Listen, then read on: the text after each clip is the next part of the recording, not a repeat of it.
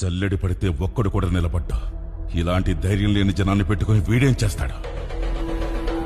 అవును సార్, మీరన్నట్టే మాకు ధైర్యం ఉండేది కాదు, శక్తి ఉండేది కాదు, నమ్మకము ఉండేది కాదు.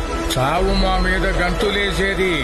కానీ ఒకడు అడ్డం నిలబడ్డాడని వాడిని కాలి ముందు తల నరికాడు కదా. ఆ రోజు చాలా సంవత్సరాల తర్వాత చావు మీద మేము గంతులేసాం.